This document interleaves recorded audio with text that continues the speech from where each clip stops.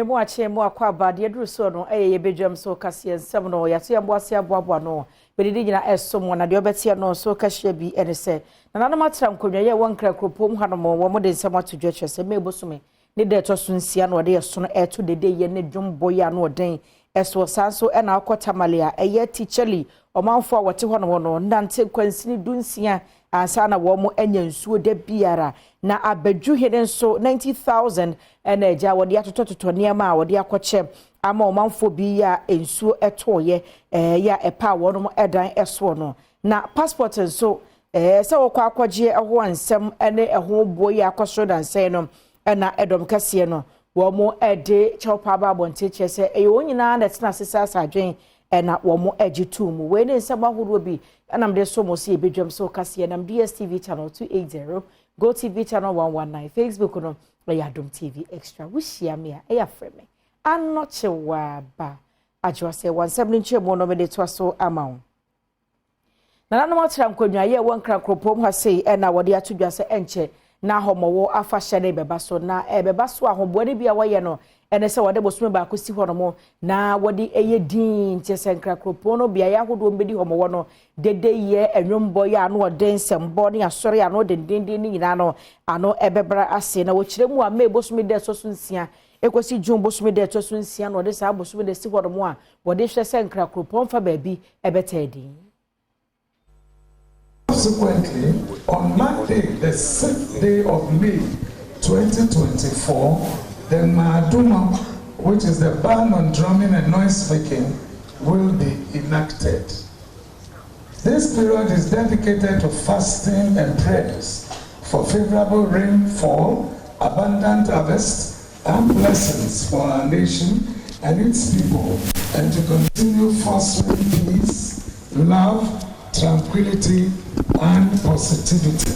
Numu akwa mensa nae a otoso miensa a onunso eye wulomo echire mu se ehihye ya womo eye ne kwan so anu no womanfo a womo eni ehihye no so a tax force for no bekoji womo equipment safo no enhwe se womo betue sika anase asotwe bi wo ho a womo befem sabro 90 days a womo niema ni nna no enya de a womo nsa beka bi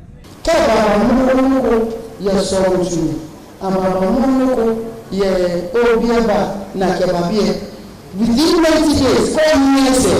no baba mi kusu ketwe bia woniyo no baba tu ka ba no ya ke cho me ko je ke bule ha yo ke oba in 90 days ye na ke cho no le o no mi kusa. Everyone ayenkwa tifi mantem no ahinkro tamalemo na akotamale akroba akoshe ho ye friend say teacherly no manfo wo ho eno de adehwede mu ode to Ghana aban so ye hwensuansu abompem so ena afenwumako ye nsha aban se anim se wo srada de biara da enkwada ne mpanimfo wu pensuo de aye ade awutwa kwansini dunsia 16 kilometers ansa na wakonya nsuo ye hadwen pa sanse de bia wontimi ntwa sa akwan no ensu ahodo eben wonu anyina awe ne sent wo de adehwede etu bia so bia obetuma ye omado ye betu bo ho yi bia mo amanya nsuo ye ben wo mo de bedi djuma no omaye omo sa Adom no ye no kwa bebi aye kosa no kura enye ye sakura this is the along woman sana ye yusu sometimes kura enye nsuo no nkwala so nko school ye ni ye kura ye oba no kura ye ni hwe ye de beye nti o how been the mama oh hon de dos kura ra pa family le she anto do ka partenaire no kom kane ka bite kana no bola kom ka le lo no kom kane she ayila wontan zosa na o me jema she ka tlam bien she ka zan kuma chante to ko manan tenyu nten ka yan zan pa jan kom den ka yan zan jem na we de zote sur la won la na no ye wonda wana tetete ka mogalma bi asama mana wo ha zibrim abu ono so e busa no semba ko yenu bi ahwe se o ha wo ya manfo ekumo ni ho na mo be na ono so etu e de afa. As you can see, the dam of the community, which is the only source of water for this community, has dried up. Community members have to trudge from here to Pagaza to fetch water. Yefri ho no na ye conserve fro emu a na omanfo bi ye nsuka kraka ya na mframa no de na mu na apa wo mo edan so aka bi dan egu ewo kofi krom no me ne wo ka sai de abedwo hene na professor mu akutufo akoye wonom adom na wo hwe ne ma wo de koye no a enchanse adi kuri dan so no eno no packet no mako be ye aduonum no de ekoye mattress miensa wo de bi kwa fe na do aye de ebo enchanse mu bodan so no eno so adaka no mako aduonum na wo keka ni nyina abom 90,000 Ghana cedi enka ne sika no 900 million we no de sika 6,000 Ghana enka ne sika no 60 million wo de ka ho ma wo mo se wo mo nye na ja onfa mo sesen kakra ni wani mu ya ni wonfa wonti entum na die be project meaning na ska crack e between and no chance the but also 50 packets and also 50 boxes and I'm ready to now so you have mattresses me and sabon and I will prior when the hospital the do fear almost a per muska 6,000 or muto to move you go senior 66 million into a money the only happy parent must say or the phobia baby I will tell me kakra bia betimi dia boy bia no ka bi wo mfo ne omanfo bia won ho kan ye ewo sa tori nchemi mu eda abadwuhine ase na nso betoto asere se dodo na aka wo se wo mo ye ne senti omanfo me ye wo mo moa anya obia ana bibi besi a wo bona mane a ene meba onne ochina meba na so na ye wura ote ye na no odo sie ayoyo baba kakra betimi aka dia to so ne se enkola no a omu pro serious no se ne be ya ye wura Badwam nyina tu ahwe sa enkola no 90,000 Ghana cedis what about the scan no 900 million na ede Badwam ne manfo o plan so hospital bills no na afed obia benya ne so ne dia kakra ede atene Adom kase no aye sentrofo hyiamu ya wode nsamatudwa na o mapa Ghana fo chew se na anu ada se wokọ akope passport ebo na 100 cedis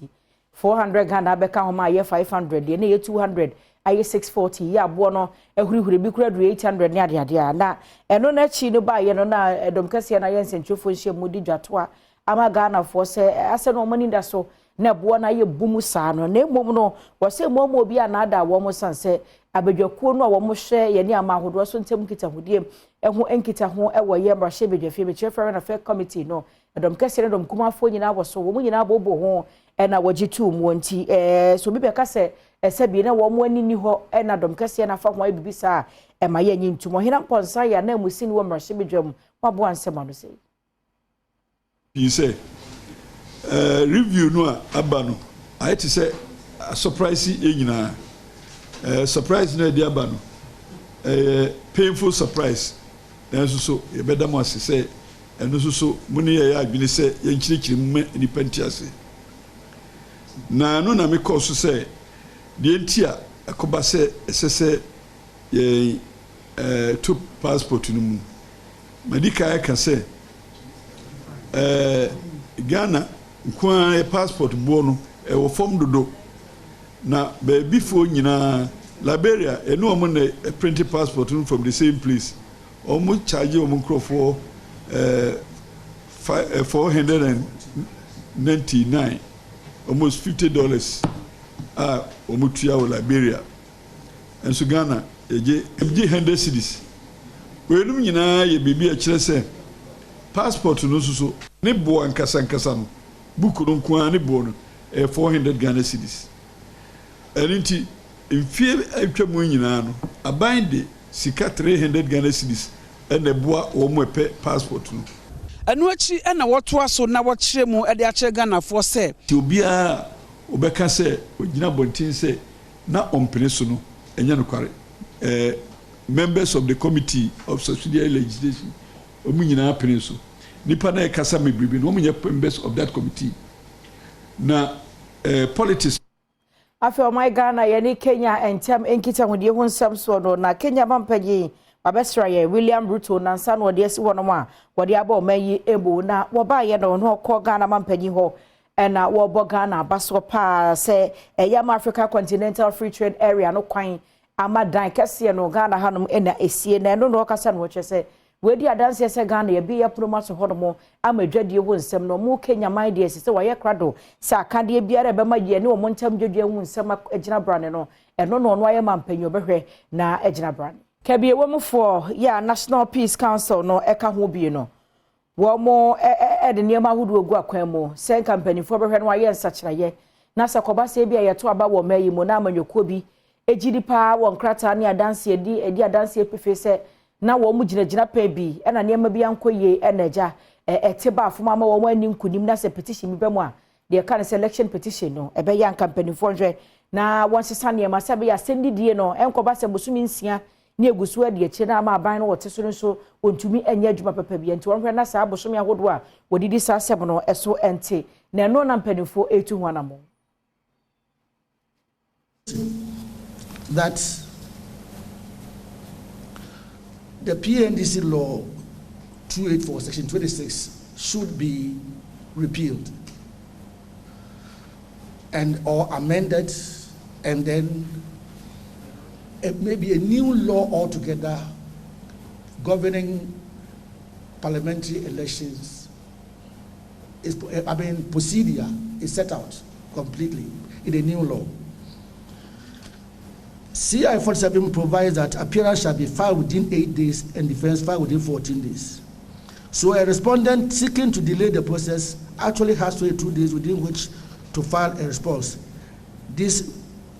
is too long.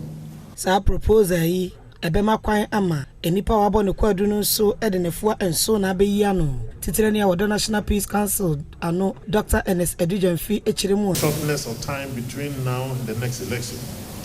The judiciary agreed with the NPC that despite the judiciary break